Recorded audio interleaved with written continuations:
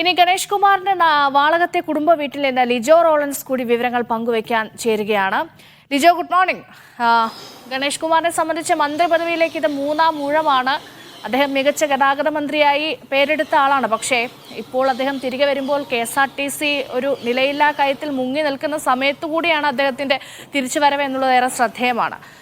അത് മാത്രമല്ല, 2001 മുതൽ പത്തനാപുരം മണ്ഡലത്തെ പ്രതിനിധീകരിക്കുന്ന MLA ആണ്. അപ്പോൾ പത്തനാപുരത്തുകാരെയൊക്കെ സംബന്ധിച്ച് വലിയ സന്തോഷമുള്ള ദിവസം കൂടിയാണ്. എന്താണ് രാവിലെ ഒരു നിയുക്ത മന്ത്രിയുടെ വീട്ടിലെ കാഴ്ചകൾ?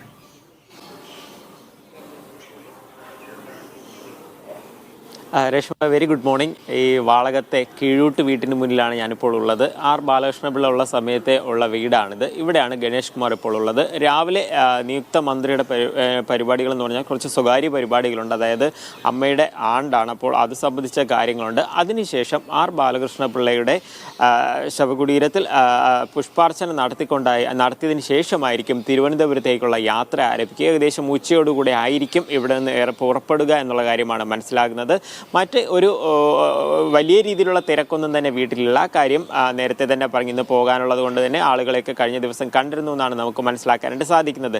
രേഷ്മ സൂചിപ്പിച്ചതുപോലെ തന്നെ 2001 തുടങ്ങിയതാണ് ഈ ഒരു പൊതുപ്രവർത്തനം, അതായത് MLA ആയിട്ട് തുടങ്ങിയതാണ്. ഇപ്പോൾ ഇത് 2023 അവസാനം എത്തി നിൽക്കുന്നു. ഇതുവരെയുള്ള ഈ ഒരു പ്രയാണത്തിൽ പത്തനാപുരംകാരുമായി ഏറ്റവും അടുത്ത് നിന്ന് പോകുന്ന, അതായത് ഓരോ തവണയും ഭൂരിപക്ഷം കൂടിക്കൂടി പോകുന്ന ഒരു MLA തന്നെയായിരുന്നു ഗണേഷ് കുമാർ. ഇതിപ്പോൾ മൂന്നാം തവണയാണ് മന്ത്രിയാകാൻ പോകുന്നത്. 2001 ആന്റണി സർക്കാരിലും 2011 ഉമ്മൻചാണ്ടി സർക്കാരിലും മന്ത്രിയായിരുന്നു. 2001 ആ മന്ത്രിസഭയിലായിരുന്നു അദ്ദേഹത്തിന് ഗതാഗത വകുപ്പ് ഉണ്ടായിരുന്നത്. വലിയ രീതിയിലുള്ള പരിഷ്കരണങ്ങൾ KSRTCയിൽ ഉൾപ്പെടെ വരുത്തിയ ഒരു സമയമായിരുന്നു അത്.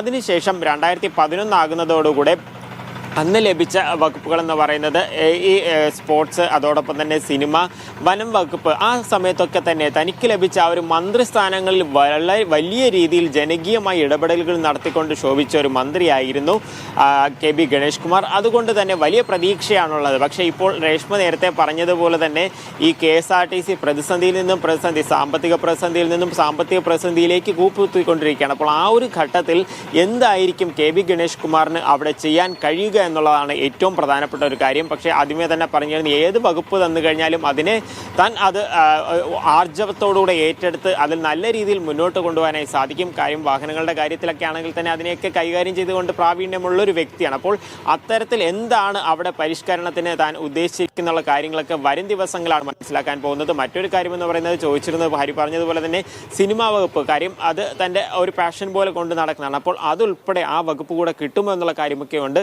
അല്പസമയത്തിന് ശേഷം, ആ സ്വകാര്യ ചടങ്ങുകൾക്ക് ശേഷമായിരിക്കും പ്രതികരണം ഉണ്ടാവുക എന്നാണ് മനസ്സിലാക്കാനായിട്ട് സാധിക്കുന്നത്. ഇപ്പോൾ ചെറിയ രീതിയിൽ ആളുകളൊക്കെ തന്നെ നിയുക്ത മന്ത്രിയെ കാണുന്നതിന് വേണ്ടി ഇവിടേക്ക് എത്തുന്നുണ്ട്.